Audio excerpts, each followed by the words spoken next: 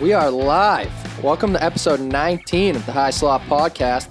I'm here today, as always, with the boys, Bob Deuce, Snipsky, yes, sir. behind the scenes guy, Jay Butts, How we doing? and myself, Andrew Coco Curry. What's going on, boys? Anything new with you guys? I feel like we always say the same thing. Yeah. Just playoff hockey. Tough little second round for the boys, but hey, there's a lot of playoffs to go on. How about you, Vinny? Nice low-key Memorial Day weekend. Had some beers. Didn't do it over, not too much. There you but go. Kids yeah, learning. I'm trying, but, moderation is key. Good playoffs. Not for my record. Me and Butts are tied. But, hey, I'm feeling good for these picks coming Money up. don't jiggle. That'll be calm. I'm down. I'll do it. But yeah, Snipsy, kind of going back to what you're saying about Memorial Day weekend and moderation drinking. I've learned, not too long ago that the hangovers really aren't even worth it anymore. It's brutal. Dude, they last 3 days. The more life goes on, you literally your hangovers just linger, dude. It's so bad. I'm still hurting from Friday night. Yeah. What was your Friday night, Butts? Anything good? I just hit the seaport, got a little out of hand. Is that why we didn't see a text Yeah, message for a couple of days? Oh yeah. Yeah, because dude, we were texting back and forth in our group chat, and I'm like, is Butts ever gonna answer? Is he okay? I was gonna send a welfare check off you. Just hiding under the covers, just having the scares. Dude, that used to happen to me all the time. Just go out, get after it, and then I'd literally be under a rock for 3 days. Everyone's like, dude, you alive? I'm like, yeah, I'm just hungover still. barely. Don't even want to look at my phone. But why don't we get into some hockey talk? And before we do, we have a quick ad from our producer here at Hedge Better Industries. So we're in the studio today, thanks to our producer, Hedge Better Technologies. The Hedge Better sports betting platform is a revolutionary concept that creates a competitive advantage for every party involved in the sports betting process. They're putting the odds in your hands, cutting out the middleman, and empowering a future generation of sports bettors. This sports betting platform is coming soon in 2023, but if you want to get early access, be sure to go check them out over at www.hedgebetter.com. That's www.hedgebetter.com. All right, boys, let's get a little bit of talk about the hometown Boston Bruins. Been some news about some of our guys. Brad Marchand, they just announced, had a double hip surgery over the last week or so. What's your boys' thoughts on the Brad Marchand news? A couple of pods ago, I mentioned that he was playing hurt. I guess it was reported before I said that he had one hip, he was gonna have one hip surgery. But now the fact that it's double, I don't like that at all. Yeah. I think every Bruins fan is probably concerned. Double hip surgery. Sounds like my grandmother. Yeah, that doesn't sound too good. So what's your thoughts on this, Vinny? I'm sure it's pretty similar. No, it's not ideal because obviously of his age, he's 34, I think. Double hip, very not good. It's 6 months. He's gonna miss the first month and a half of the season. No question mark with Bergeron. What are they gonna do? And I don't think he's coming back. Yeah, no, it's not good because then if you don't have a center, you don't have him on the wing. You just have Pasternak, and then all you have is Hall and Coyle as centers at this point. Just saying no Bergeron. Say if he retires, and we have no money to spend during the summer. So it's so what is this, rebuilding now? Or I saw Cassie, he was at the Red Sox game showing face with his wife last night. Looks like he's staying. Because I think they would have fired him. Yeah. I think they would have already kicked the can with him because the assistant coach just got fired or just stepped down. Who? I forget his name, but I heard one of the assistant coaches got TikTok. So maybe just doing a farewell tour, showing face at the bees, at the Sox game. But has Sweeney gotten the contract yet? Or? Nah, nothing on Sweeney, dog. So maybe that's the first domino to fall is Sweeney. It sucks because he's gonna get his extension, which makes no sense to me, at least. But you gotta. Cassie said, "I like Cassie as a coach. How much better are you gonna do? Are you going to just get some guy that's sitting in the farm, coaching the farm system? I don't know. Yeah, it's tough. The Brad Marchand news, where it was originally supposed to be one hip, now it's double. Definitely don't like it for a guy who's nearing the back nine, or maybe he's already on the back nine at this point, coming back from double hip surgery in the offseason for next year. worries me a little bit what type of player we're going to see out of Brad Marchand next year. But I mean, he's the little ball of hate. I think he's going to come back, fully healthy, ready to go. That's my hopes.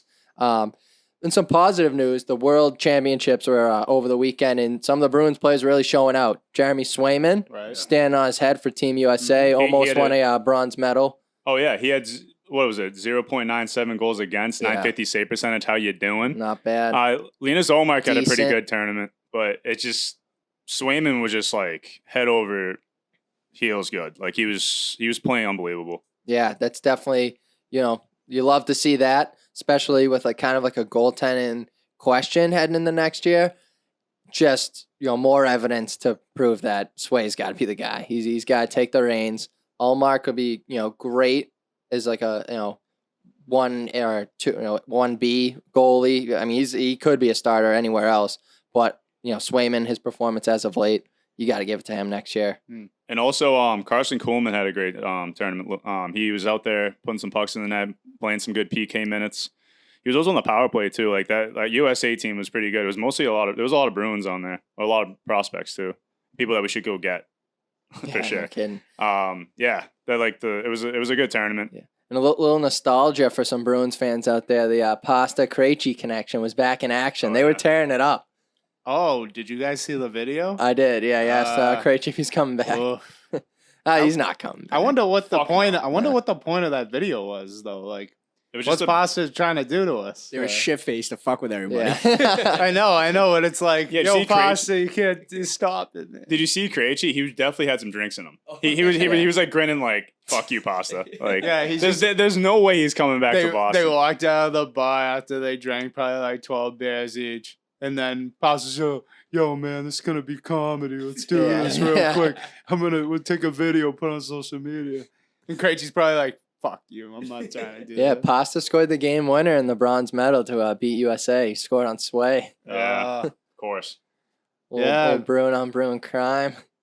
Maybe he sees the chance. Well, I mean, we got Swayman in net. I don't know what would persuade him to come back, honestly, but maybe the goaltending, maybe the Lindholm acquisition. Who knows? But we're kind of in like the dooms right now. It's not looking too good for our future. Yeah, I mean, all the negative talk we've kind of had about the Bruins in this offseason, it was good to see our guys, putting on a show over the weekend, the World Championship. So we'll end it on a positive note for the Bruins for today. Yeah. We'll leave them off the hook.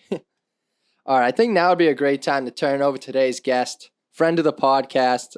Been a long time coming, but we finally reeled him in today. We got Ryan Shea. Let's turn it over to Shea Zo. Yes, sir.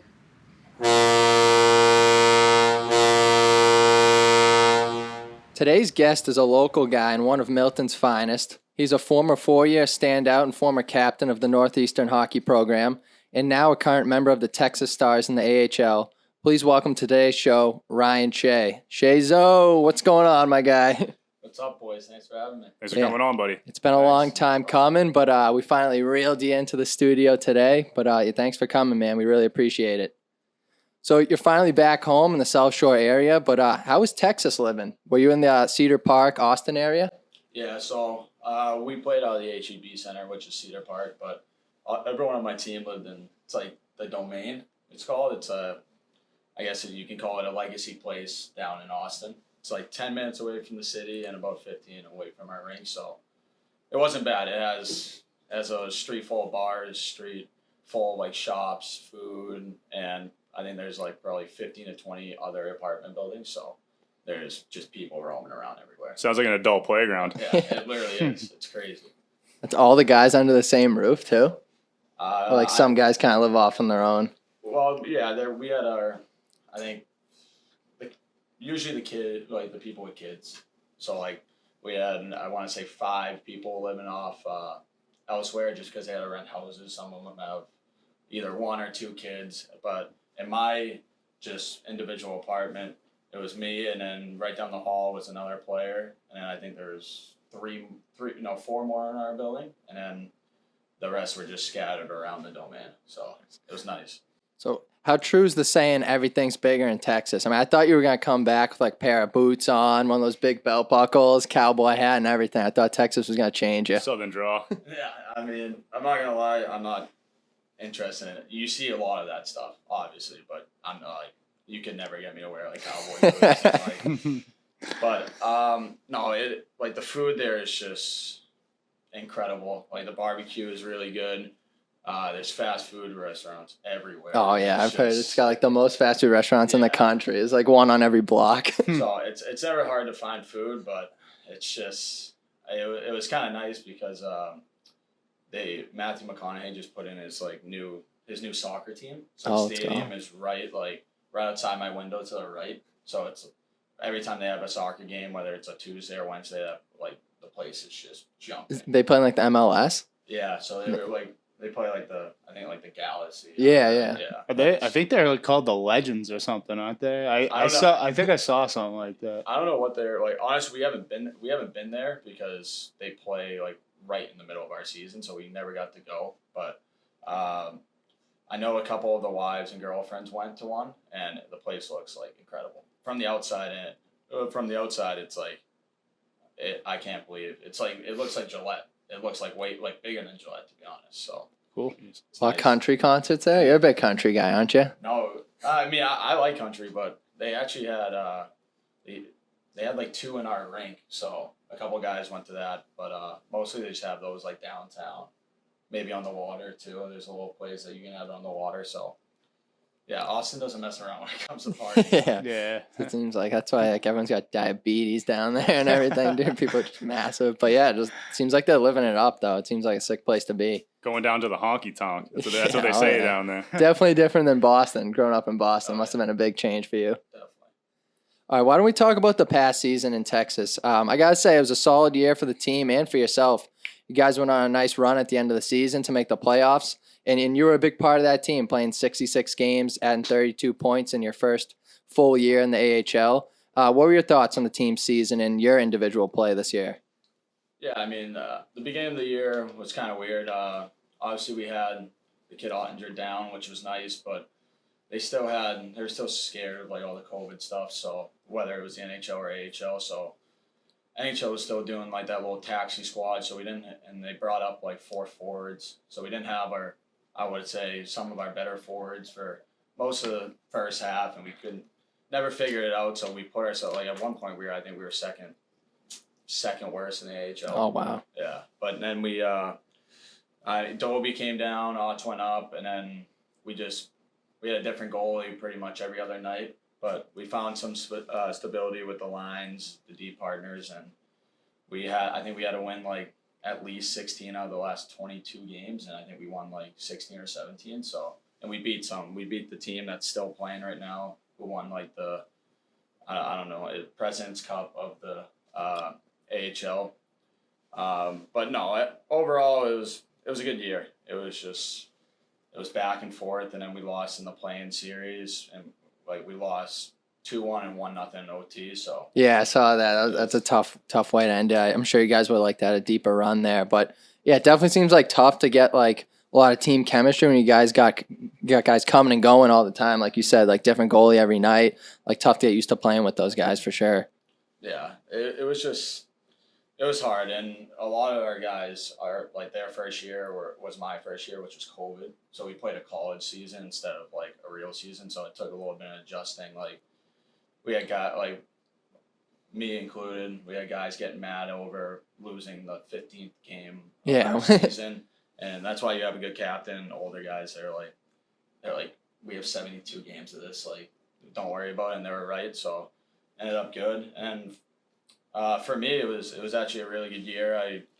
I was playing in all situations. I got a lot of ice time. I stayed with the same D partner from I think middle of December on. So our relationship built. We were already good friends, but it's different having that stability with your D partner because you know where you are. You don't have to really, I guess, talk on the ice when everything's it just becomes instinct. You know where he's gonna be. You can leave the puck behind for him. Just makes it a little easier.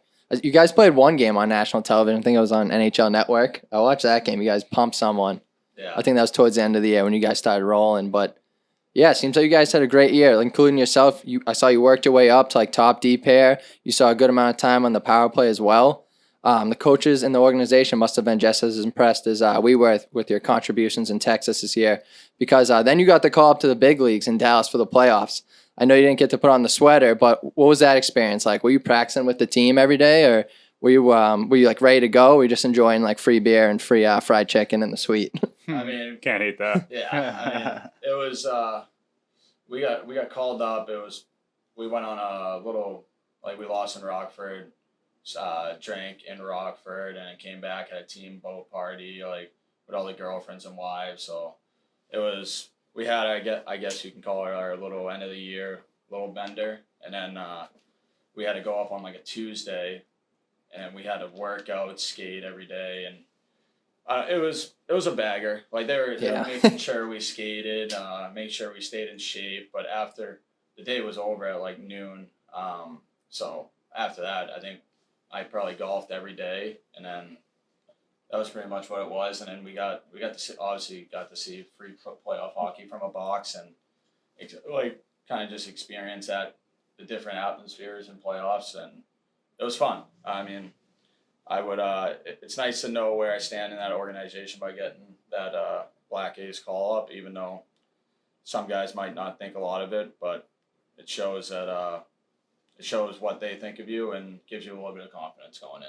Yeah, I'm sure like the experience was great. Like a lot of people don't get to experience that. So. Yeah, exactly. It was like, even though you don't get put on the sweater, but it's hard to go up at that point. Like, they're in the playoffs. Like, those guys battle it out all year. Like, that's the group. Like, I bet you there would have been guys pissed on our team if guys came from the OHL or college or stuff like that, just came right into the playoffs and like played with us. We would have been like, well, this guy has to sit out now, but he's played like 70 out of the 72 games. So it's definitely different, but we just had to be ready just in case of injury. And then one kid, one of their first rounders, my good buddy Delandria, he actually got called in to, I forget what game. I think it was game 7. Oh, wow. No, first NHL game of the year, fam?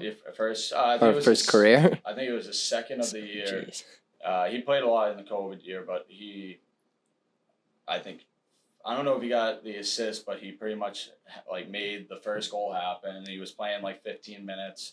So once you see that, and like say if they won that, beat Calgary, and like then anything can happen. I think all the other Black Aces saw that. So, but unfortunately, Otts couldn't stand on his head for much longer. Yeah, he couldn't make his like 1,000th save of the series. Yeah. He wasn't human that whole time. Especially game 7, he was not human. Yeah, he's a brick wall. Yeah, it's. I mean, Calgary's good, but there was just times that they had 50 shots, and Dallas was always in the game. And I mean, everyone could see it. Like, Otts had a huge part of that, but I feel like Dallas, once they score, if they score first or get a second goal, their team defense is pretty good. So yeah, you can just park the bus. Yeah, let Audie hold it down.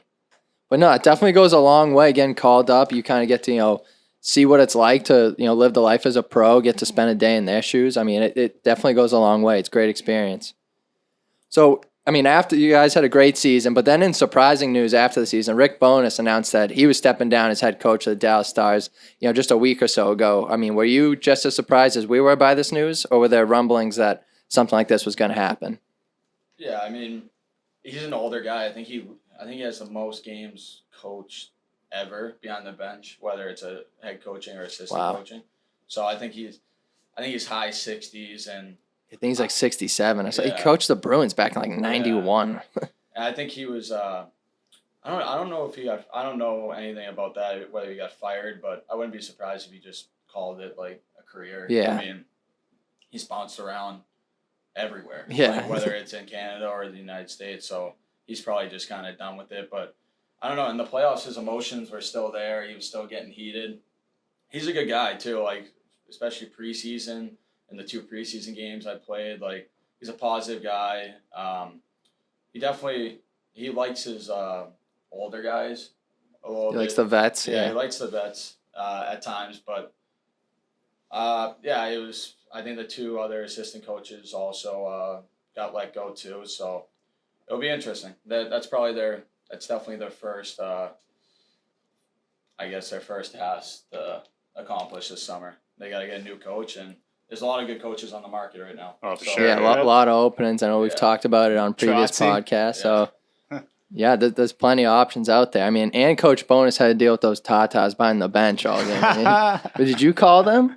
No, I didn't call him. He was dialed in from the 9th floor. She Yeah. did that girl's I don't know, she posted on like TikTok like after the first game. Obviously she got that she got all the heat, all the fame from that, and then Yeah. she posted it again, and then she ended up going to the next game and like Pay tickets, everything. I saw her Yeah, TikTok was like, should I bring like me and the twins to the game? I was like, Let's go. Nice. girl. They're just giving her free tickets at Oh, that yeah.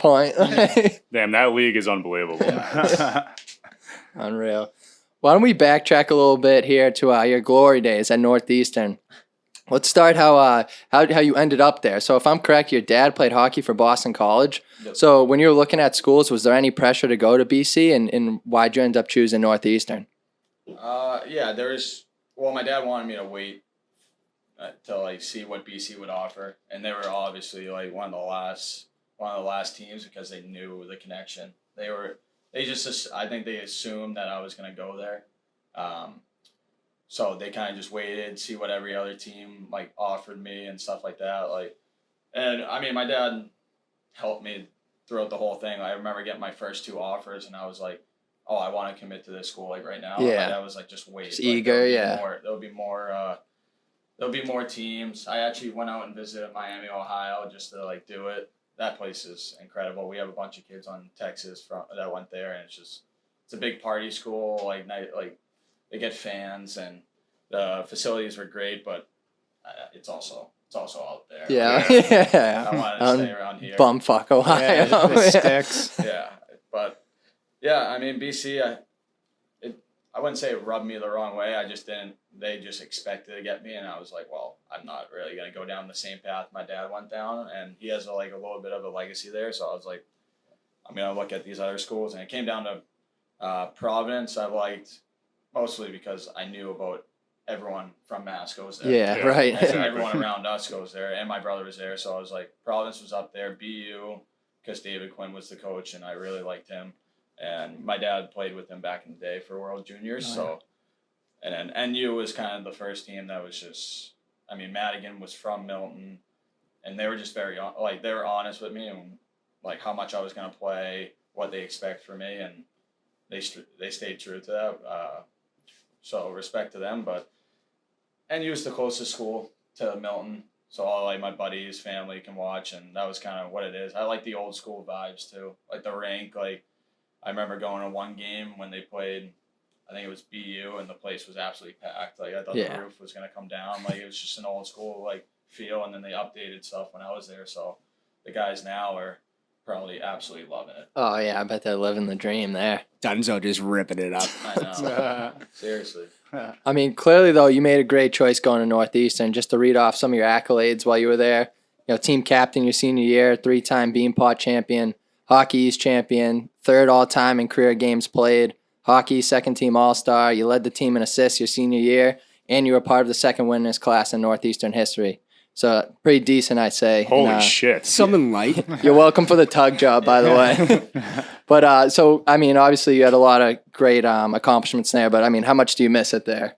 No, it was great. College hockey is a blast. I just like going back to my point a little earlier, like when you play those Friday, Saturday games, you only play 32 games in college. So like if you go into a Friday, Saturday and you lose to a team that's like low in the pairwise, like maybe at the time it was like maybe like a Maine, sometimes a Merrimack and stuff like that, then if you lose one of those games, your season could be over. Yeah. So I kind of like that because you got to be ready every game. But no, NU was a blast. The nightlife was great. It was tough to save money because you're in the Yeah. city like every night. But no, my teammates were great. The living situations there were unreal. Like a couple of they had I guess you can call it like kind of a skyscraper, kind of similar to what BU has. That we lived in my senior year. So it was nice to experience all that, and then obviously being the captain, it was like a lot of the pressure was on my shoulders, but I think it was I was finally like, I know our season got canceled with COVID, but once we won that third bean pot in a row and then we won the Ireland tournament, it was like we already won 2 tournaments my senior year. I can kind of like relax and like take the pressure off myself. And I think we would have, I know it got canceled and we were kind of a high seed for Hockey East, but could have made a run. We had to go into UMass Absolutely, Amherst, which would have been tough, but you never know what can happen in the playoffs. You never know. I mean, it kind of sucks just like thinking like, what if, Yeah. I'm sure that's tough. But I mean, the accomplishments you guys had, clearly you guys succeeded above expectations, I'd say.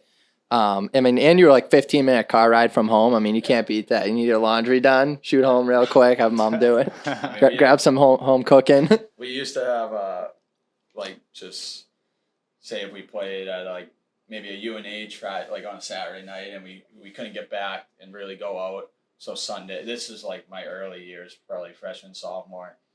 We would have like 6 or 7 guys come back to my house and just to like drink in the backyard.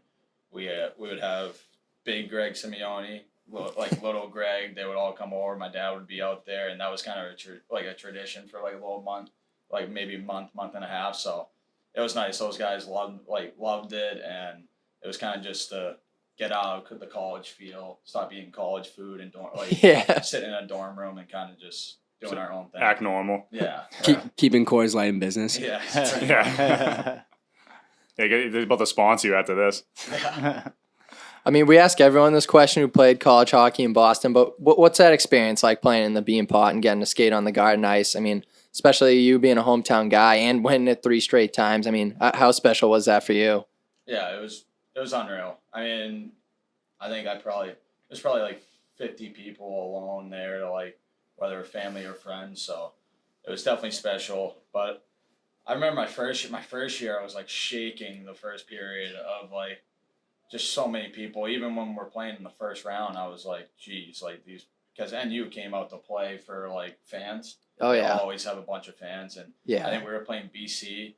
I think the only fans that could really like keep up, like catch up to us was BU. BU, yeah. We went to the Bean Pot this year, and like just the Northeastern fans. It was at Harvard, and BU were playing before us. Yeah. And Northeastern fans start piling in, and they just start like chirping the Harvard goalie. And the guy's not even playing yet. Exactly. It's a different animal. But once you play that, I would say the first period of your first. Yeah, Bean just Pot, get your feet wet. Yeah, you're fine. But once you win one, you like once we won the second one, every time we went in the Bean Pot, we were like, I mean, yeah. We're here to play in the championship. So the first game we would play, that would be our like best game of the year, because it felt like we belonged in the championship every year. Right, yeah. It's just expectations. Like, all right, we're going to go out and win this thing again. Exactly. Yeah. It's just, I mean, it's like bragging rights with all the other schools in yeah. Boston. Like, you can't beat it. Yeah, Bean Pot's unbelievable, man. Yeah, it's literally a tradition like no other. I mean, it's people who aren't from the area, I don't think like truly get it. But once you like experience that, even as a fan of the game, it's nuts. yeah, I mean, those are probably some of the best nights I've had, like out in Boston. Can't imagine the after party. Yeah, with the Bean Pot. Yeah, never ends. Over under, how many beers do people drink out of the Bean Pot? It's not even beer. It's not even like beer. It's like they're just putting everything. everything. Yeah. So like you show. I remember the captain always brings the Bean Pot in to this like bar on campus. You bring it in, and you gotta give a speech at the end of the night. So you're kind of just like scrambling. Yeah, you're scrambling, but like no one cares. Our coach is there for a little bit, but you walk in, and right when I walked in with it, I was like holding it like this, and I was kind of trying to hide it, but not really. And then like everyone saw it, freaked out, and the guy that helped us, like, you just get it filled up with like beer. People pour like the end of their mixies. It's the grossest thing ever.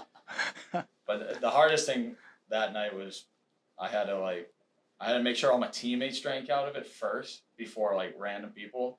It was, and then like my brother and all like million guys were there, and like I forget who else. There was There's a couple Quincy and Braintree kids I'm there sure. too. Pretty sure Greg was over there just, Oh, just 100%. holding on to man, in the yeah. corner. Great, it's funny. So when I had to give my speech, no one was quiet. Like I had like half the bar like quiet, and I stand up on a table that was soaked, so the thing's like wiggling, and I'm like, my balance is already like kind of off from drinking out of the bean pot, and Greg stood up and like yelled at the whole bar. Everyone just like shut up real quick, and then I had the floor for my whatever it was 25-second speech, and then no, but it was good. I passed off the bean pot to like one of the younger guys, and I was like, just take care of this because there's like you walk around with the bean pot, there's a line of probably 60 people following you, and then like Jeez, yeah, like I don't want to be responsible for this. it's- Trying to enjoy my Dunzo, night. take care of this. yeah, that was pretty much. So that wasn't your first time skating on the Garden Ice either, right? Didn't you guys make state finals at BC High? We made that was the year we didn't make the finals, but we made we played Severian on the Garden Ice. That was the year they did like the This wasn't the whole Super 8 like at the I Garden or think so. something It was like a weird yeah. year, or maybe the first round was in like Stoneham, which is Yeah, like yeah. that crazy rink that has like 3 parking spots. Like, Yeah. So It's like a legit bowl. yeah, Yeah. yes. And then you would play the semis, I think, in the Garden, but like, and then we never made it to the championship. MC was always just running. They show. were a wagon, dude. Yeah, I was like, Blame So Billy hard. Roach. yeah. Billy Roach. So, I mean, obviously you had a great time at Northeastern. Now that it's over, is there a message you want to give the players on the Northeastern hockey team who are, preparing for a natty ship run next season? I mean, especially Dunzo. I mean, we're already on the Dunzo for Hobie Baker campaign next Yep. year. We're expecting Yep, big things Dunzo. out of him and the Huskies. So what's your message to him? No, I mean, you got to enjoy college. It's because once you get out of college, everything becomes a business. Yeah. And it's pretty strict. So it's, even though you get a lot more, like you're in doubt, so like it's not like coaches and management are checking up on you and stuff like that. So you gotta live up college, I think. Well, like on the ice and off the ice. And I mean, I know a lot of kids like leave school, but I think the degree is important. You gotta get that at some point. Even if you leave early, you can still get it later on. I Yeah. know plenty of guys that are doing that right now. But yeah, I mean, those are probably four best years, like funnest years in my life so far. So I think and Dunzo was one of a kind, that kid. Dunzo for Hobie Baker. I mean, if he scored Bucket. like he did last year, you'll probably Yeah. Guy's definitely a be in the top machine on the power play. 30. Oh my Just God. feed him in the slot. I mean, that's how One twos. That's how I got half my assists. Yeah, right. Just dish over to Dunzo. His feet are like below the goal line, but his stick somehow is like gets it in, and then his dad Barry McDonough's going nuts about the Milton connection. I love It's that. unreal. But no, seriously though, with college, like you said, like living it up, like it's all fun and games until you graduate college, and then it's just miserable after that. Like I can tell from experience. Like once you're an adult, fun's over. It's not fun working 9 to 5. I mean, I know you're not working 9 to 5, but if you get there someday, it's not a good time. So after your tenure at Northeastern, you were drafted by the Blackhawks back in 2015. But you didn't end up signing with Chicago, and your draft rights expired. Talk to us a little bit about that. Was Chicago just not a good fit for you? Was the prospect pool kind of just crowded with defensemen? Did they not want you? What was going on there? Yeah, I think some people think way too much into like that Chicago thing. Like I talked to those guys a lot all 4 years. Every year I was with them. It was more they had like I think they had three young first round defensemen. I think they went 3 years taking like a first round D-man, maybe it was a second round D-man. And they had 2 guys that they took like in the 3rd and 4th round that were like older and like had NHL games already. So when I was looking at it and like discussing with my agent, I was like, there's no like I'm gonna have to climb about 8 people. Yeah, so that's tough. I was like, I don't really care that this person's signing. Like, I can wait 4 months and just work out, skate, and then talk to teams August 15th. So what then led to the opportunity for you to sign with Dallas? Like, were you always in talks with them like prior to the draft, or was that like something that kind of just came out of the blue? Kind of just came out. They were at they actually went to the Beanpot game my senior year, which was like in my opinion, a good game to see me play. And then there was a couple teams. I don't know, the process. It was like 2 hours at my agent's house, and it was I think it probably started with 7 teams, and then it went down. We had to go down to like 4, and then we were finally between Pittsburgh and Dallas, and it was, I don't know, Dallas just felt like the place to be. And honestly, it's not like a huge thing, but when you walk out of the rink in January or December and it's 40 degrees instead of when you're in if you're in Pittsburgh or Wilkes-Barre and it's like maybe 5 below freezing. Yeah. Just I don't know. It felt like, and people in Texas, like, they're just like happy people. Like, I don't know why they wouldn't with it, like everything they like have. Yeah, right. But Yeah. so far, like, I knew there was a chance, and it ended up at, like, I was going to be in the AHL, and since I'm there, like, the last year and a half or whatever, 2 years, I don't know, Austin's incredible. It's like everyone, like, you see all these teams come in to play us, and they're doing their rookie parties and all, like, because there's nowhere else to do it. Yeah, right. So. Just like University of Texas alone, isn't that in Austin? Like that, like that's a huge school. Like Right people downtown. definitely go there for a reason. Then you got a taste of the honky tonk, and you couldn't get enough. The neon light. I don't even know what the fuck that is. No but idea. It's in like every country. Somewhere. yeah, I want to know what the No neon idea. light is. You need to figure that out Yeah, have first. you know? seen it? No, I have not. So you signed that 2-year entry deal with Dallas in 2020. So does that mean your contract with Dallas is up at the end of the summer? Yeah, so I'm right now I'm an RFA, so they have to pretty much, I can't go anywhere until they're like, unless they don't qualify me.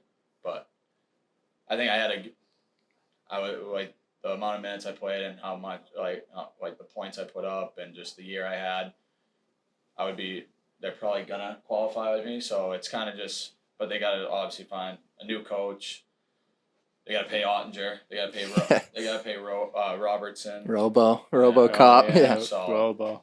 and then once they get those guys out of the way, they'll start to then I'll get my stuff out of the way. But just depends. It could be in a couple weeks. It could be like 2 months. It could be like, I don't know, like right before training camp. It just depends when they find they gotta find a coach. Yeah. That sounds like that might be the number one thing. Yeah. Hey, the Bruins looking for some D help. Who knows?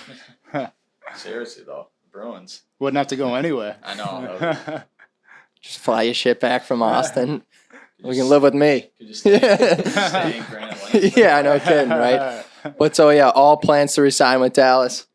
Yeah, that's what it looks like. I would say 95%. Yeah. I would say so. I love the place. Yeah, it seems like you love it, and I like the management. I love my coaches down there, and the guys are just unreal. Whether it's the guys I've met up top, like at training camp and all that stuff, or the guys on my team this year. So yeah, I mean you've had some early success there, so I mean it seems like a great fit for you. So last question, then we'll let you get out of here. So how much of your success do you contribute to Robbie and myself being your D partners back in the 2014 President's Cup? I mean, nobody gave better D-to-D pass than us, and I think I led the tournament in toe picks that year too. So Oh yeah, 100%. I think you had like 3. more than 3. weren't you playing with a broken arm one year too, or something? You had that cast on, didn't you? No, that wasn't me, but that's something I would do no, though. that was Macker. Oh, Oh, yeah, yeah, yeah. Of course, Broken Mac arm did. skating like this. I'm like, Of course, Macca did that. yeah.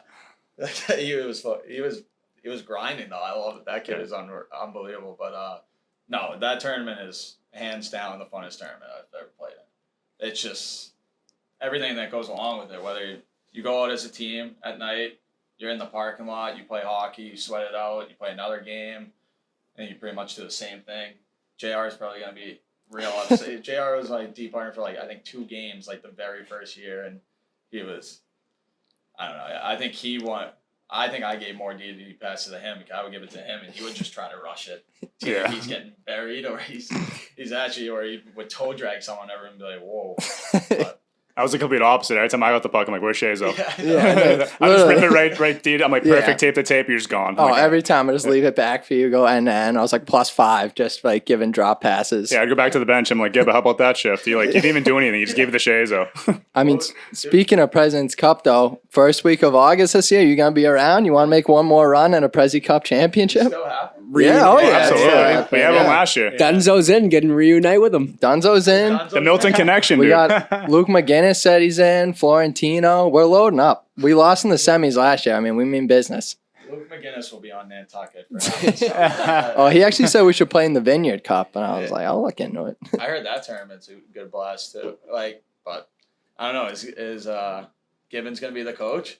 No, we had Coxie as the coach last year. Rocking the Gucci We're, belt. we're on in the like bench. this. We're in like Oh the my senior God. division now. Give Yeah. plays. He's got his Yeah. own team of old guys. Oh my! Oh yeah, I remember playing that. That's when Dougie Nolan got in. Dougie still runs it. Yeah, Yeah. he screwed us last year. Yeah. Screwed us out of a championship, dude.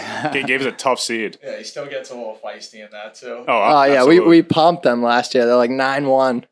Yeah, he told This team was embarrassing. Coco. He told you not to stack the team. We Yeah. were rolling 4 lines like 6D. We were rolling deep. Yeah, we had black aces too. We were chilling, dude. Yeah, we put Cox. He started playing the first game, then he's like, "No, I'm playing coach. Now I'm the coach." Yeah. Do they Just have, showed up shirt and the tie. Gamblers still on the team then? No, they're No. done. That team was the most frustrating team. I know, dude. They were our rivals There's for a the couple years. who was that team that was nasty last Red year? Lobster. The Yeah. Lobster Who the fuck were Express. they? Lobster Express. They were Lobster loaded. Express, yeah. Who's that? Like older guys? Or like No, I think they they were- were from like random towns. Yeah. They were I young think- kids from like Hanover, like Situate. One kid Oh, played they overseas. were Yeah, I was stacked. gonna say Europeans. They no? did have a European kid. Yeah, he Yeah. was kind of He nasty. pulled up in like this crazy BMW. Oh yeah, I know exactly who you're talking Dude, about. had like blonde Hanover- letty down to they're like his Hanover, shoulders, yeah. dude. That Like, kid went to Curry. did he? Yeah, I used think so. to Yeah. follow him. But yeah, that tournament's all time. I mean, we got a high slot jersey ready to be printed with your name on it, and I heard there's an after party at Tarpey's when we win the ships. It's hard. That place. I don't know how you can not commit to that. I think Not to twist your arm. if you get Tarpey on board, I'm in. All right, that's the deal breaker. Yeah, dude, I think we're better negotiators than the Dallas Stars. We just got you right now. I'll be in if Tarpey's house isn't involved. I feel like Yeah. there's too much time to get in trouble. We go back. Oh yeah, no, I'm never step foot in Yeah, that place again. I mean, you got the combination of what we have. I mean, as long as we don't have like Cook on the team, you know, then we're all set, dude. Or Z-Sol. Yeah. Oh yeah, Z-Sol. Yeah. Yeah, those guys aren't on the team, so we'll be all set. Those guys are unbelievable. But yeah, I mean, first week of August, man. If you're still in the area, I'll give you a ring. Yeah, We got a absolutely. spot for you. I'll Just still be here. hopefully no golf tourney that weekend. Yeah. I'll be out of here probably early September, so I'm here for a while. Perfect. Let's go. Unbelievable. We're loading the team up. Doug's gonna be pissed, dude. When we roll in with this absolute Fuck. Yeah, squad we- of ringers. We absolutely pumped Doug's team too. Yeah. I don't want a single shot on net this year. Doug would give me so much shit. He would yell at me, Dunzo, like.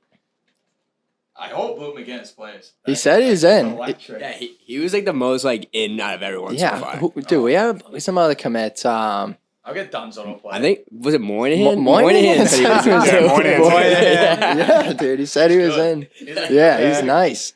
He'll be a stay-at-home. Florentino played for us last year. He's an absolute moose. We're just gonna be the hockey. You and East. him can be D partners.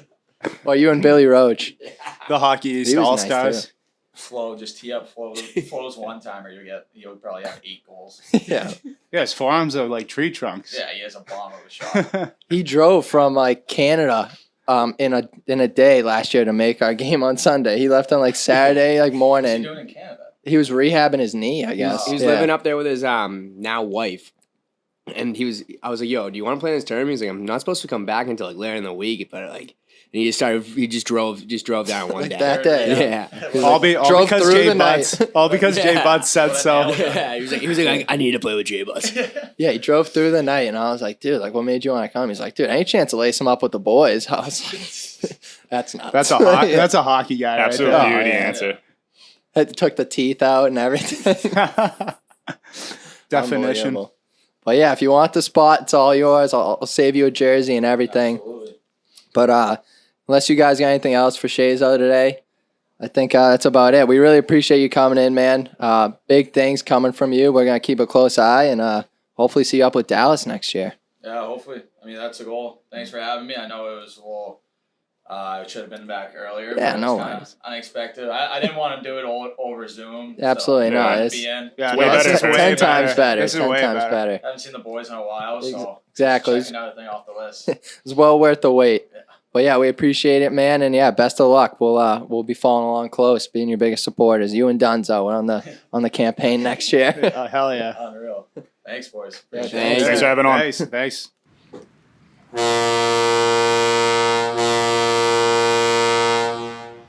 Great interview with our guy Shea. Great guy, local guy, Milton, born and raised. Even though we're Quincy guys, we'll allow it. But yeah, Absolute great interview with our beauty. guy, and big things coming from Shea and the Dallas organization. Yeah, and like little the people know that me and Coco pretty much made Shea in the President's Cup. So we glanced over in the interview. Me and Coco pretty much developed Shea. So Yeah, I mean, I don't leave think it there. he would be the player he is today without Bob and I giving him D-to-D passes, giving him pointers on the blue line, letting him know how you hold it down back there. Oh I yeah, mean, we he showed him how. learned a lot from us. Yeah, we showed him some pointers.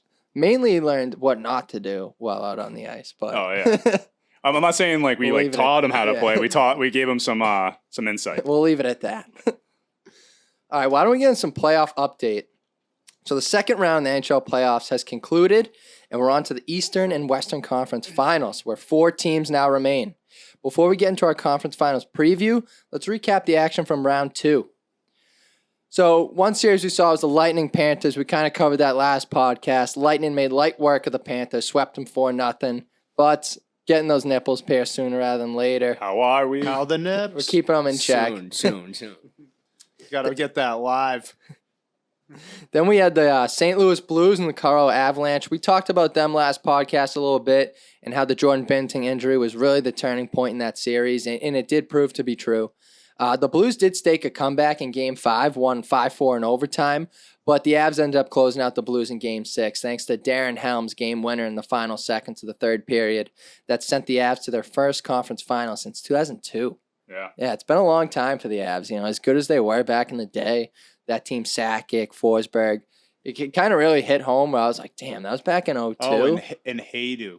yeah, Yeah. Hayduk, yeah. Oh, Ray Bork. Peter And Forsberg. who is his son plays for what the heck? Adam Foote. Yeah, Foote. Cal Foote. Yeah, He's on Adam Tampa, Foote. yeah.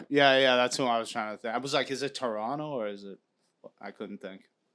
But yeah, that's a long time coming for the Avs. They've been solid. They kind of finally got over the hump, got their way into the Western Conference Finals. We'll talk about that series in a little bit. But why don't we move on to a series that played out over the past week? It was the New York Rangers and the Carolina Hurricanes. So it's safe to say there is no quit in New York. The Rangers, for the second time this playoffs, battled back from being down 3-2 in a series to go on and win another decisive Game 7. Bob, you're the Caniac. What happened to the Canes? Boys. They just got outplayed, like flat out. Game 6, Game 7, just straight up got outplayed. You got to win on the road to even have a chance. I've said this multiple pods. And just Shesterkin was out of his world good. And it just shows that Gerard Gallant's just a way better coach than Rod Brindamore. I'm a huge Gerard Gallant guy. He just, like, the Rangers were written off all year. They weren't really they weren't even supposed to be in the playoffs. So Yeah. like maybe like a first round exit.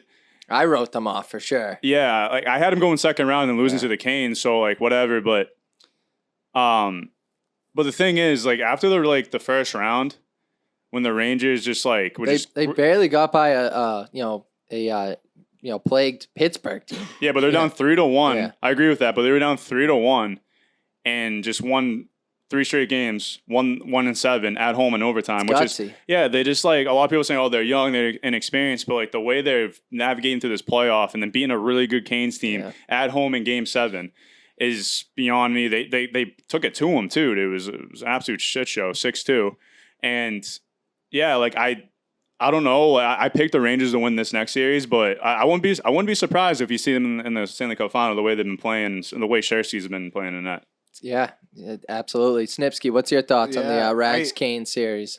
I couldn't believe. I mean, the Hurricanes up 2-0 to start the series. You think they're gonna cakewalk it? Yeah. And then just the tides turned. I think the Canes might have got a little cocky, or they just let up a little bit. But Igor Shesterkin was the game changer there. He was just sturdy in net. Ranta he played good, but also like a little shaky. Canes have a really sturdy back end, and they didn't play up to what they were supposed to be. There was guys like Aho, Snechnikov, Nietzsche's who played really well. Nietzsche's played really well during the regular season. Didn't really show up during the playoffs, but those guys didn't know. They no-showed. And, I don't think the Rangers were as good, but they just played like they wanted it more. The Canes defense, I noticed, they were playing really aggressive, not down in their own zone, but trying to push the puck up to the offensive zone. They're leaving guys below the circle wide open, tip pucks going in. It wasn't good. Plus, you got Chris Kreider as New York Rangers captain. He should be the captain. He's leading this team. Yeah. He's making sure everybody's focused. He's I want this. And what's he, undefeated in Game 7s? Yeah. Yeah. 6-0. Yeah. And the Canes have a really good Game 7 record too, but they just their leadership didn't show up.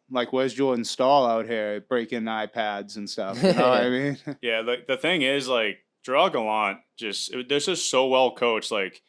The situation will play, you got power play, penalty kill, they're pristine. Yeah. They I'm pretty sure they were 5, I don't even know the stat off my head, but I'm pretty sure they were probably pushing 50% on their power play, which is unbelievable. Yeah, Kreider's a power play machine. Yeah, dude. and they were just, no one was out of position once on the Rangers. They just defense is just defensively sound. They're never out of position. Wingers getting pucks out of the zone. Neutral zone play was great, and also you put pucks in the net. You can't ask it anymore. And then you got one of the best goalies in the world in the crease. So Gerard Gallant, kudos to you. Hats off to you. I've always liked him as a coach, and again, like I said, Vegas fucked up getting rid of him, and now look what he's doing. Yeah, look what he's doing. I totally agree with the Gallant thing. He's a great coach, definitely out-coached Brindamore, but I hear I guess the Panthers kicked him to the curb. So didn't the Knights. A lot of teams. I guess the Panthers last year when they lost, it might have been playoffs or whatever. Or no, it was mid-season. He was the coach, and there was somebody saw the team getting on the plane, and he was getting in a taxi. He got fired like that. And then you see him beating teams coaching teams, getting them to where they should be, yeah. Sounds like he's got a little motive there, kind of out for redemption, for the teams that kind of overlooked him, like you said. But I'll admit it, I wrote the Rags off. I thought they were done in this series down 2-0. I thought they were done against the Pens down 3-1. They keep proving me wrong. A lot of resiliency in this team, especially for a team that is pretty young and doesn't have too much, experience on that team when it comes to playoffs. They don't have too many tenured guys. A lot of those guys are new, but they're getting it done. Onto the Canes a little bit, though. Not winning a single game on the road the entire playoffs, that's pathetic. Not good. It's a massive red flag. 0-6? 0-6 on the road in the first 2 rounds? Right. That's embarrassing. No mental toughness on that team whatsoever. Just the fact that they're just polar opposite teams at home and on the road, it's mind-blowing, really. What was it, plus 15 goal differential at home and then minus 17 on the road? It might have been minus 22 at the end. Dude, it's just it's baffling, honestly. I don't, as good as a team the Canes are, I just don't understand, what's going on when you're on the road. You guys are that, mentally, weak that, maybe you just too cocky or something. I don't know. I guess, they talk about Raleigh and how rowdy it gets there and how loud it is. Maybe that just really goes to show the boost they get from playing at home, but not even the same team, not even close, playing on the road.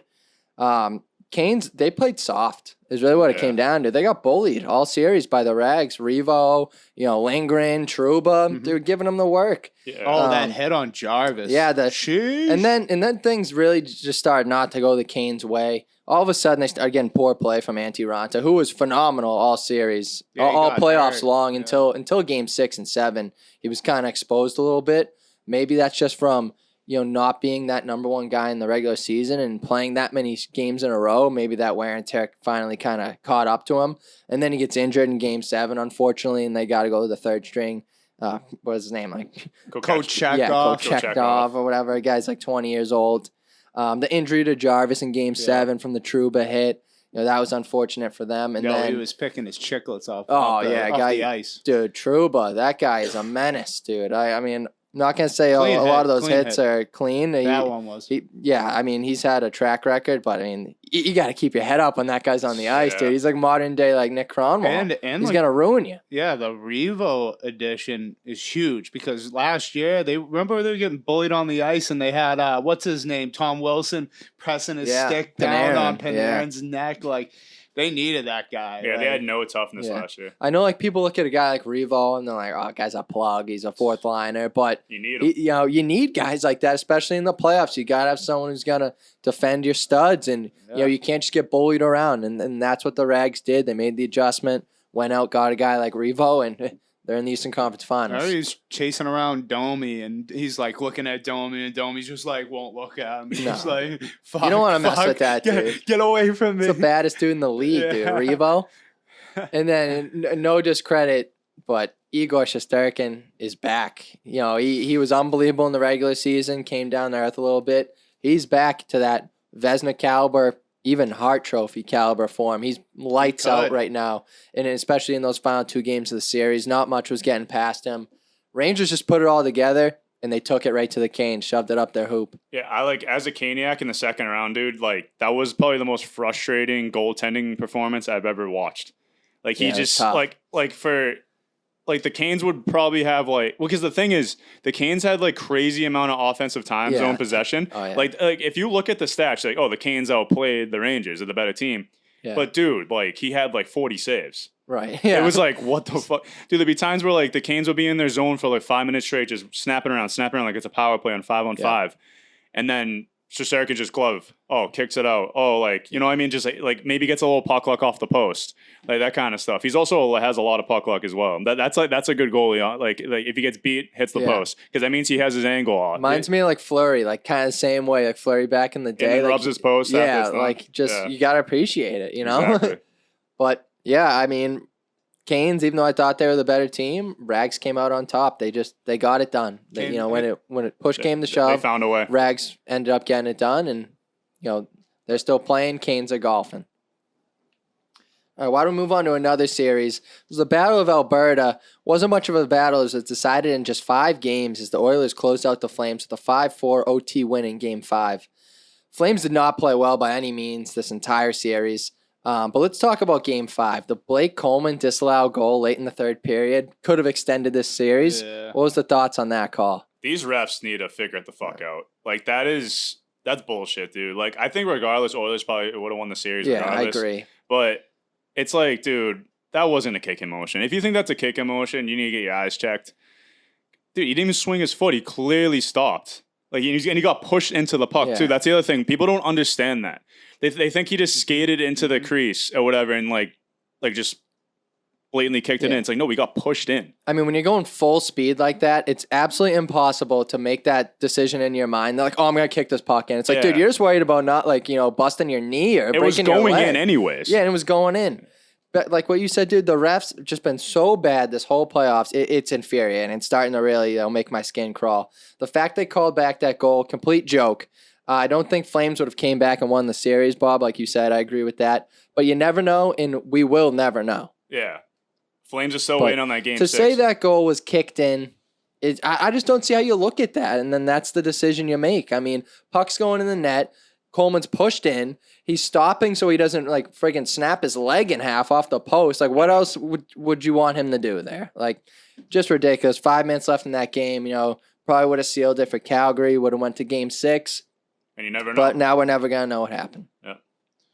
Yeah, I don't get how you can think you can get into someone's mind and know what he's thinking. Like they think, maybe he's trying to kick the puck in. It's like, well, what does it look like on the video? And it wasn't like that. You could tell the guy barreled him in and he's trying to get out of the way and he gets pushed in and the puck hits his skate, goes in. It's a goal. I mean, I'm a big Calgary guy. Oilers probably definitely the way they were playing though. Like the Oilers were opening up the middle of the ice. Like Calgary could not park the bus whatsoever, and it was very frustrating because every time McDavid had the puck, middle of the ice wide open, Calgary guys on the perimeter, and like they just didn't know what to do with him because they were like, oh, he's gonna pass it, score, or he's gonna shoot and they're gonna score. Like McDavid was on a mission with the Battle of Alberta, and Markstrom didn't help Calgary at all either. He was on his ass half the time. He got hit with the puck, trying to make a save. He was fighting it all series. He was in his own head. Yeah, and then like Daryl Sutter, great coach, but he should have pulled his ass 2 games in because he was not right. He needed to sit for a game, get Vladar in. Maybe Markstrom gets his head right. Sutter tells him like pretty much kick rocks, and maybe that will help him. Maybe he'll pick his game up, but. Yeah, they just didn't. Calgary didn't play their game. Not good defensively. Yeah, I mean, Calgary's my pick to win the cup. Obviously, had him in the series. Goal, no goal with the Blake Coleman thing. Regardless, Flames had no game plan for McDavid and Draisaitl the entire series. They made no adjustment. They just kept, coming out with the same game plan every night, just getting exposed defensively. It was honestly an embarrassing effort from Calgary, I thought. They went away from the same game plan they had in the regular season, which was grind it out, be physical. Saw none of that. I don't think McDavid got hit once the entire series. Guy was just out there, willy-nilly doing what the hell he wanted. It's like, lay a body on that dude. Like, what are we doing? And then Daryl Sutter was outcoached by an interim head coach, Jay Woodcroft, is honestly what it came down to. No adjustments were made. Markstrom went from a Vezina finalist to a friggin' JV backup goalie, and nothing just went right for the Flames. I think I was shooting on Markstrom on Thursday night. Friggin' muffins going in left and right. Right. But here's what it is. Flames, maybe they'll be back next year. I thought this was their year. They had the team. They play well at all ends, and then just for some reason this round, they decided, let's not play defense. Let's play run and gun and try and match Edmonton's style of play. It's like, what are we doing? It was similar to the Canes. They both just shot away from their game plans in the second round. Like, these are great coaches, Daryl Sutter, Rod Brindamore, but where are the adjustments being weren't made? adjusting It's like at you're all. coming out, you're just rolling out the same plan night after night, and it's not working. What's the structure in the defense? Like, No defense. Park the bus, sit in front of the goalie, like your own goalie. Like, don't obviously screen him, but you got to block shots. You got to be there. Yeah, you can't let didn't see the any of slot. that. You can't let the slot be wide open. And that's the worst I've seen all playoffs is Calgary's defense in the new. It was atrocious. Oh, it was horrible. It's It was like worse than Canes. They won that game 9-6, and they're like, all right, we can just outscore Edmonton this entire series. It's like, no, you can't. No. There's 2 of the best players in the world on the other team. It's like, you don't have the firepower that can match that. Yeah. It's like, you guys are built to be like, Defensive. like a gritty team. You do have stars who can put the puck in the net, which I'm not even going to get into that. Like, their guys didn't show up. Johnny Gaudreau, but he had 1 goal the entire series. I don't know where he was. He might be out. He had a, from what I'm hearing. He had a Marner type playoffs. Yeah, but just mind-boggling, head-scratching. Like, professional coach, it's their job. You got to make some sort of adjustment. You can't just get exposed night after night.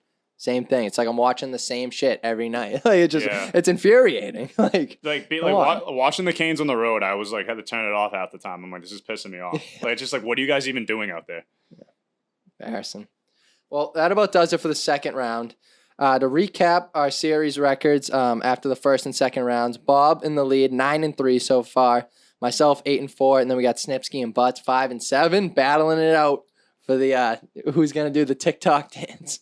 Money don't jiggle, jiggle. It falls. Yeah, we got a little Battle of Alberta going on right now.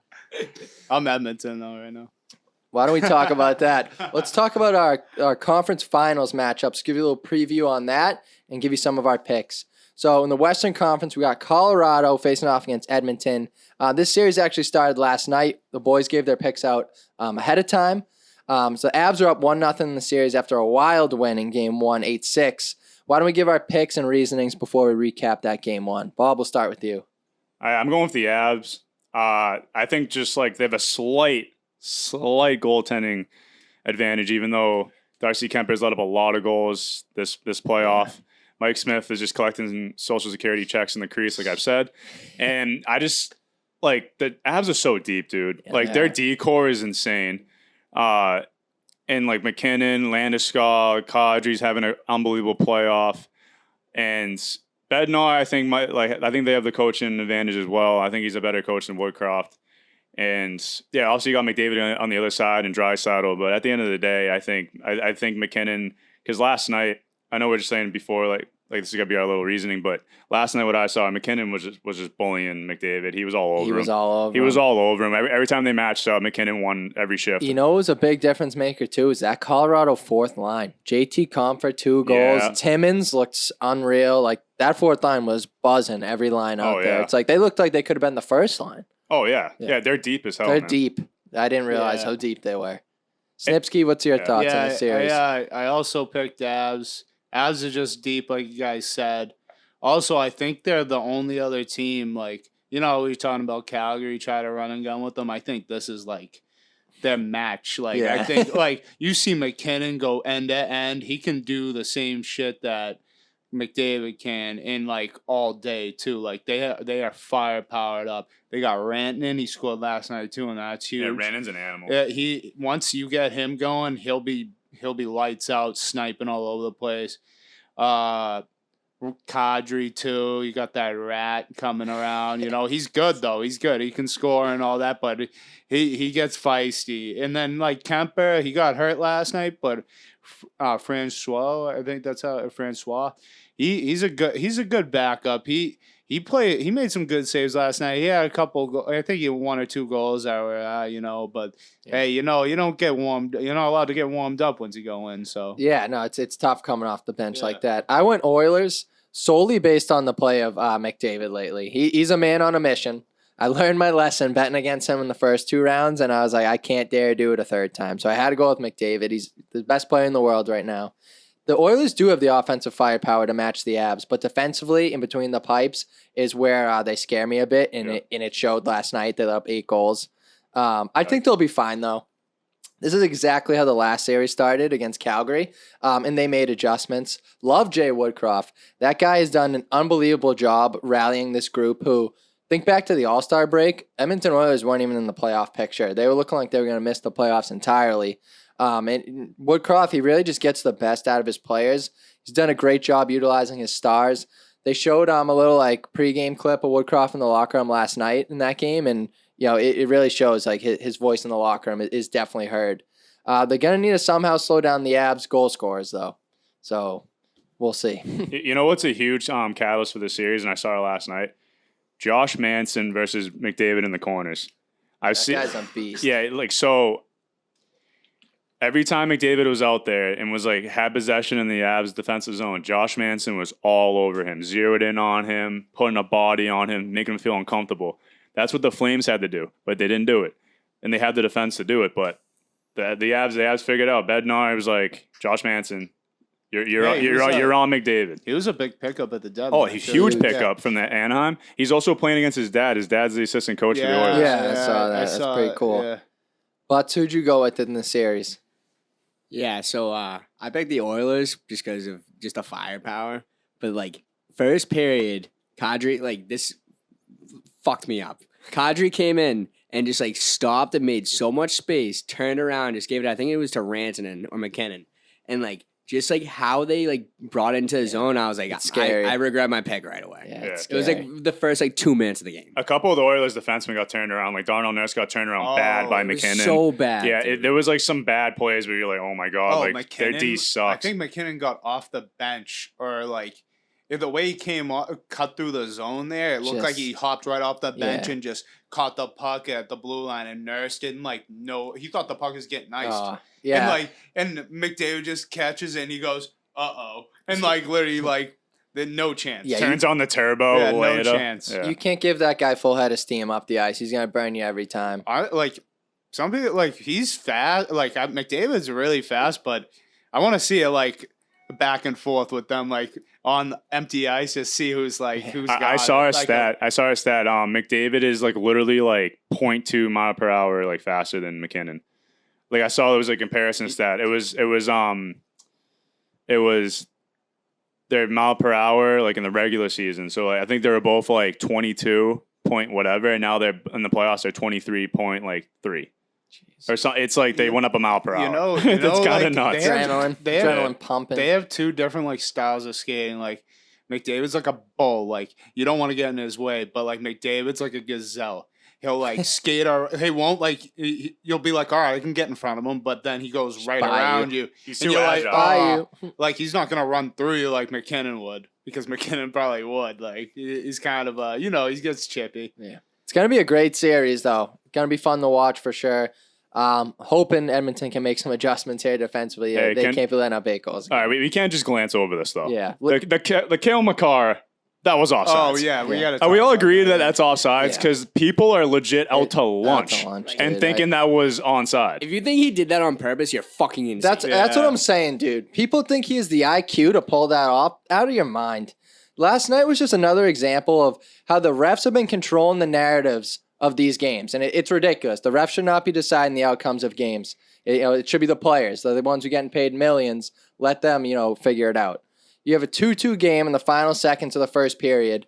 Oilers challenge a goal that was clearly offsides, and then somehow by some bullshit technicality, they call it a good goal, and then it puts Colorado back on the power play to start the second. And of course they score on the man advantage. That determined the game right there. I said it last night. It was a joke. Yeah, so I got the ruling right here. All right, so Oh, he's got circled and everything. yeah, I got a circle. All right. If during the course of the delayed offside, any member of the attacking team touches the puck, attempts to gain possession of a loose puck, forces the defending puck carrier further back into its own zone, or who is about to make physical contact with the defending puck carrier, the linesman shall stop play for the offside violation. If you just have possession going into this over the blue line and you have your own player on your own team still in the offensive zone, that's offsides. And from what I'm concerned, Cale McCarr had fucking possession. Am I crazy for that? There was no one near him. Dude. What? It's ridiculous, dude. People are saying because he pushed the puck ahead of him that's not considered possession. So every time you're stick handling and the puck comes off your stick, that's no longer possession. Yeah. That's ridiculous. That makes no sense. they Makes no sense. They like froze the angle of it, so like he's like this pushing it, and then the puck's like on edge like this, and his blade's like right here. And it's like, oh, he doesn't have possession technically. No, It's but like the a thing is, technicality, I thing guess. is, he has possession. He's He has skating. possession. Yeah. He's skating with the puck. It's possession. Yeah. Like, dude, when you Yeah. stick handle, you're not touching the puck the whole time when you stick handle, but you still have possession, right? People that listen to this right now and you think that was onside, like, It you're an definitely idiot. wasn't. Like, Yeah. you don't know shit about hockey. There was so many people on Twitter saying, like, dude. even Paul Bissonnette. I hope you listen. I doubt you're listening because we're just a small little podcast. But the thing is, dude, you said that was onside. You thought that was a good call. Like you like He that's doesn't know you dodge. lost a lot of credibility in my Yeah. eyes for that. That's bullshit. He knows who's paying him, who's writing those checks. Yeah. yeah. The only one who Disney only one or who what thought- TNT or the only whoever. one who thought it was no goal was Gretzky. Yeah, Gretzky's reaction was like, "What the fuck?" Yeah, Like, dude, like if greatest of if all the time. greatest of all time is saying it's no goal, I'm gonna take a wild guess and say it's a no fucking goal. yeah. I mean, the Oilers got shafted. It's what it came down to. They showed great resilience, though, mounting a comeback, but that ruling was dead wrong. Like you said, the rule states if a player attempts to gain possession of a loose puck during a delayed offsides, the linesman shall stop the play for the offside violation. That's direct from the rule book, word for word. You slow it down, McCarr's stick comes off the puck as he pushed it ahead of him, which people are saying that he did that intentionally. You're fucking morons. Not a chance. You're fucking morons if you think he did that intentionally. He's like, oh, Nichushkin's offside. I'm going to push it ahead so it's not possession. He It's like, didn't know he was on. Like, he didn't know the he shoes didn't was right even there. see him, dude. He's Yeah. looking dead ahead at the goal. He doesn't see Nichushkin. His head was down. friggin' from the side. His head was down. Stick handling the puck. Hence possession. So Like, what the regardless, so you push the puck ahead of you. Apparently, people are saying that's no longer possession of the puck. Every time you stick handle, the puck comes off your stick. You don't have possession. That makes absolutely no sense. It's a bullshit technicality, and it was just bad luck for the Oilers, honestly, because this play should have been blown dead. How are you the ref right there looking at that? He's seen Nichushkin 3 feet offsides, and you don't blow that play dead, and you just let it go on. Like, the ref fucked up, and it ended up determining the outcome of the game. It's sad that it went to Toronto, and Toronto even said, "Oh yeah, all set. It's a good goal." Like, I don't know if they're just like horny for McCarr. Yeah, or that's what it something. is. He's like the poster boy for like defenseman right now. So we got to give it to him.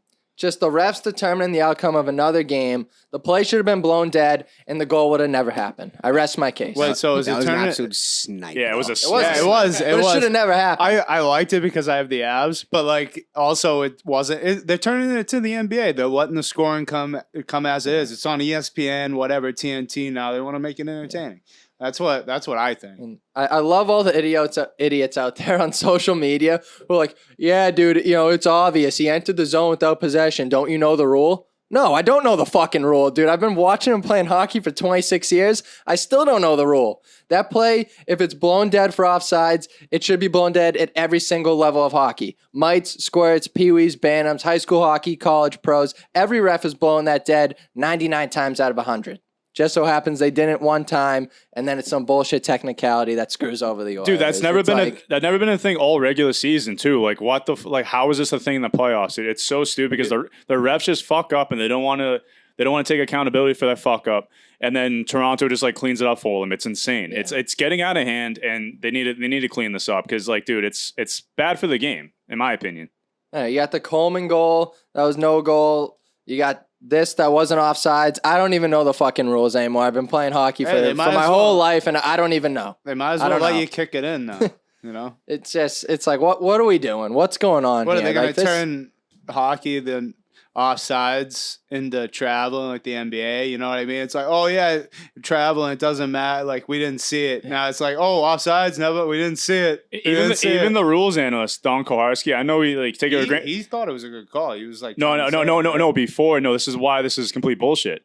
Before, like after they even came out with the ruling, they had him come in. They're, oh, what do you think about this? And he goes, oh yeah, no, that's coming back. He goes, that's offside. And then they buzzed his yeah. And then someone from Toronto was Don. What the fuck? It's on. Yeah. We're about to call it onside. Like, so you better switch up It's real quick. embarrassing. You know what I mean? It's so obvious, dude. And it's like, oh man, it irks me so much. Yeah, and just the people on fucking social media who think they're some like NHL rules expert. Dude, I had so many people coming at me. I say one thing to some dude. I told him to go plane traffic, and I got my Twitter account fucking banned. What is that, dude? Free the professor of pop. I'm in Twitter jail right now because I told some guy because everyone's coming at me. They're like, "Oh, read the rules, read the rules." I'm like, I did read the fucking rule. It shouldn't have been off. It should have been offside. It's like, Yeah, so what do you to- want me to do? Yeah, so to the guy that banned Coco's account, Coward. I found you. I reported you. Welcome to the fucking Thunderdome, buddy. We're releasing Boom. the burners. You're dead to me. You're fucking dead to me. You and your friends are dead. That's just how ass backwards our friggin' society is. Like, I'm getting attacked. I say one thing to defend myself, and I'm banned. Come on. Like, what's going on? I thought Elon Musk took over Twitter for a reason. No was a more comedy. What? No more mean tweets. That's like, what it is. That was a comedy tweet to like, yo, buddy, you have one follower. Go play in traffic.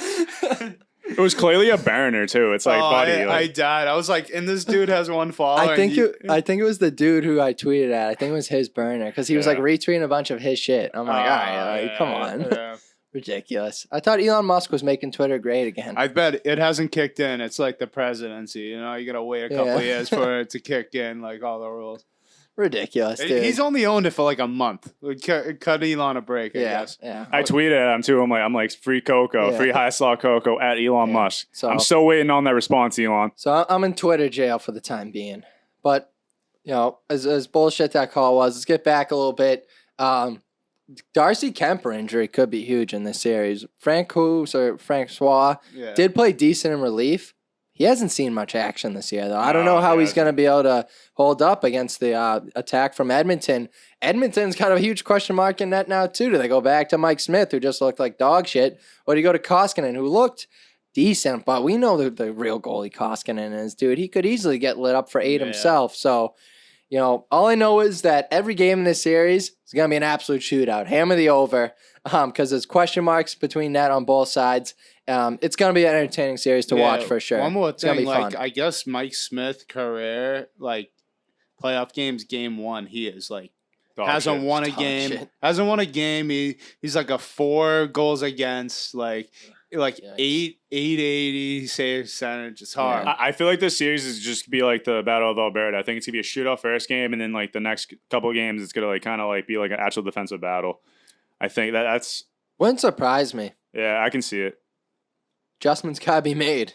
It would shock me for sure if every game's friggin' 8-6, 8-7. The Oilers are playing like the 1980s Oilers, though. Yeah, the way they Gretzky. playing, like that's how they played, like scoring goals at will. Yeah, they're No just like defense. they're just like, all right, let up 5 or less, we'll win. Yeah, Gretz will put up like a Hattie and 2 assists, and then you got like Messier, Yari Curry. yeah, Yari Curry, like going nuts. And there's beers on ice in the locker room waiting for him. Strippers too. All right, why don't we get into Eastern Conference Finals preview? That series starts tonight between the New York Rangers and the Tampa Bay Lightning. Who you boys got and why? I got the Rags, baby. Just because they broke my heart and knocked out the Canes. And I'm just big on Shesterkin, man. If he just plays the way he played in that game 6 and 7, dude, they'll have a chance. And like the Rangers D is like sneaky good, dude. Like Trouba, like you said, like modern day Cronwall. Keandre Miller plays pretty well. He's a smart little defense. Well, he's a big defenseman. He's a smart defenseman. Lindgren's a beast. He's a Bruins game changer. let him go like idiots. Yeah, that's another thing we can talk about later. Thanks, Don. But and Adam Fox, Norris winner. Foxy. And they're a sneaky good decor. I like them a lot. Again, like I said, Chesty, and then you get their power plays firing from all cylinders. Like their special teams is just as good as the Lightning.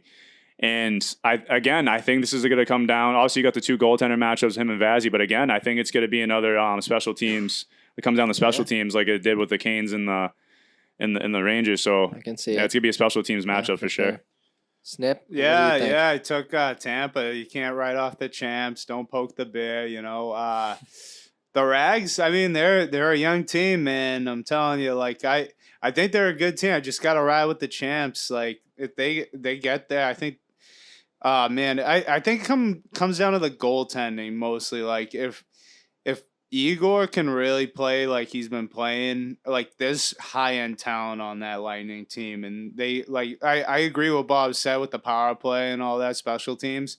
But I think Tampa's so loaded on that end. Like I think that's their specialty, and I don't think you want to test that. Tampa's got Hedman on the back end. He's gonna carry. I think it just comes down to experience. Yeah, I'm going with the 2-time champs, Tampa Bay, baby. Honestly, though, this series I think is a coin flip in my opinion. I think it can go either way. I got to go with the more veteran squad with the experience. I know it's bit me in the ass when I've said that about the Rangers that they don't have the experience, but until someone knocks off the champs, I got to keep riding them. The goaltending matchup in this series is all-time. All-time goaltending matchup in this series with the way these 2 tendies have been playing. Vassy, GOAT playoff goalie, and then Igor having, friggin' season for the ages here. Baby GOAT. This is, right? Like, this could be passing of the torch. We'll see. Yeah, it could be his coming out party. Yeah, no kidding. Tampa Bay could have Point coming back, but there's a video today. He actually wiped out in practice and re-injured himself. I don't know if you guys saw that. No, I didn't see that. They look fine without him. They did. They swept Tampa. I mean, they swept Florida without him. But, yeah, he was back in practice today. Looked like he was going to be ready to go. Just took a turn towards the corner, lost an edge, boom, right into the boards. Left practice, didn't come back. I don't know what's up with that. He was just like pissed off, embarrassed, or like if he actually re-injured himself. What was it that he got injured? Lower body. Oh, that's the thing about hockey. Pretzeled his leg. You'll never really know. Yeah, they don't like announce that until like after the playoffs. I think it was like a hip. It might have been like a hip injury or something. Yeah, I mean another thing, Lightning have had plenty of rest, and the Rangers quick turnaround them 48 hours after playing Game 7. Could be a good thing or a bad thing though, depending on how you look at it. Like, yeah, Tampa was a little banged up. Extra rest could be good for them, but then again, when you have that long rest, sometimes it's tough to get back in the groove. Whereas the Rangers have been playing well too, so they're kind of just they're still flowing and they're healthy too. Or they could be tired from playing a 7-game series. Kind of have you can look at it from both ways. Rangers kind of have a routine type of thing, like where they're like, all right, we're gonna do this and like get back into it, like. They're like, oh, yeah, we're going to get on the plane. We're going to do this, that, and the other thing. Where Lightning's been sitting at home kind of just doing their own thing. And then it's like, oh, once this series is over, now we got to get back into it. It can be tough, and we'll see after Game 1 tonight. I think we'll know kind of right away. When you look at the Sabre Metrics, though, and you really break it down, the New York Rangers have been severely outplayed in those first 2 series with Pittsburgh and Carolina. when you look at like time of possession, expected goals, shots against, all were severely in favor of Carolina and Pittsburgh. So safe to say Rangers might have had a little luck getting to the conference finals, but hey, they're here. I just think their luck's going to run out against Tampa. I think Tampa's too good in all aspects of the game. They don't make mistakes. They got a stud between the pipes. Got to ride with Tampa. My game changer player to watch for Tampa or in this series is Nikita Kudrov, because if he's on it, he's like the heartbeat of this team. Like if he's on, he's on. Like Yeah. as other than Vasilevsky, which is he's obviously a stone wall, but like player like non-goalie. Yeah, Kucherov just flips the switch when it Yeah. comes playoff time. Just like you just see a different beast come out of him. He And has, last series, he completely controlled the play against Florida. He like single-handedly dominated them. He has like offensively. almost 100 playoff points. He had like 40 last year. Yeah, then after missing the whole season. Yeah. Like he's a game changer. If he's hot, Rangers are in trouble. Yeah, I mean, it's definitely not going to be easy, though, going up against a red-hot Igor Shesterkin. I think Tampa gets it done in 6 here. It's going to be a rock fight. We're going to see a bunch of low-scoring games, I think. Tampa isn't like that high-octane team that they were in their past cup runs. Like, they've just been doing all the little things right. Like, they're blocking shots, chipping pucks out. They're getting it done, and I think they're going to go to their 3rd straight cup. Yeah, the over and under is already set at 5.5, so expect that for every game. Also, I didn't think they were that deep going into the trade deadline, and then they added that kid Nick Paul from Ottawa, who's been contributing. They got sneaky guys, Yeah. like role guys who just do their Yeah. job, and like they're not flashy, like they don't put up big numbers, but they get the job done. Yeah, they bolstered their 3rd line. I was like scared for them. I mean, I wasn't like scared. I'm not a Lightning fan, but I was like, oh, they might not be making a run. But once they made moves at the deadline, like teams that don't make moves at the deadline, I feel like just not gonna win the cup at least. But who you got going in the series? So I have the Rangers just because I think Igor is just gonna Igor. fucking Igor in the Garden. Igor is unbelievable, and I would just love to see Rangers fans lose in the Stanley Cup Finals. I would love to Seen see it before? Seeing that online would be unbelievable for me. It's just like the Leafs losing. Exactly, It's like the same exact thing, Like yeah. it would be unbelievable to see that happen. Yeah. Yeah, we got 2 great series, like 2 polar opposite though. You got like the Western Conference Finals, which is just gonna be like run and gun shootouts, and then you got the Eastern Conference, which is complete opposite. It's built on great goaltending, good defense from both sides. Yeah. So we're gonna see a different little game each night. Yeah, But- keep the puck if you score. Pretty Yeah. much, yeah. But it's going to be 2 great series regardless. I think both are going to go deep. I say Edmonton in 7, Tampa in 6.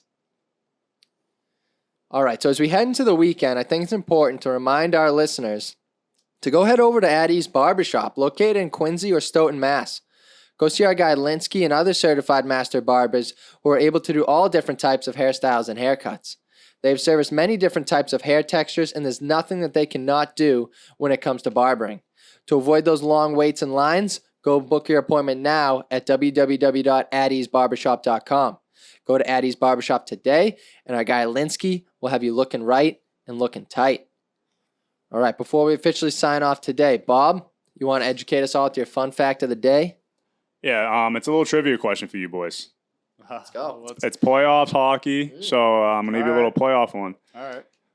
All right, so who has the NHL record for the most points as a defenseman in the Stanley Cup playoffs? Most points as a Chris defenseman in Chelios? Stanley Cup playoffs. No. All right, let me think about this one. Most points in the playoffs By a defenseman. all time as a defenseman? Yep. I'll let Coco go since I just started. Damn, this is tough. Who'd you say, Chelios? Yeah, I said Wasn't Chelios. him? No. It's on that team? No. No. Paul Coffey? Bingo. Oh, wow. He had 37 playoff points in the 1985 playoffs when they won, and he averaged 2 points a game. Is that good? Is that good? That good? I was stuck between him and Lidstrom. I was gonna. Yeah. That was my second. Like I was thinking. I was like, it might be a red one. Is there a list, or does it just give you the That was top? It just gave me the Yeah. thing. I can probably look up the list, but I mean, Yeah, Paul Coffey was all time. Dude, Paul Coffey. Yeah. Yeah, like I know he was before us, but I just remember hearing just nuts things about him and how good he was, dude. When I was like a bantam, I had a wooden Sherwood and it was a coffee. Yeah, thing. dude, I Thing was love a that fucking stick, hook. dude. Dude, Love I it. scored. I had like the best year. Like my bantams, I had like 30 goals. I was like, all right, bet. I was like, I got rid of it though. It was kind of looking dust, but Yeah, once you said he wasn't on the same team as Chelios, I was like, it's gotta be Paul Coffey. Yeah, he's a legend, Yeah. dude. Unreal. Absolute legend. 37 points in the 1985 playoffs for their second straight cup.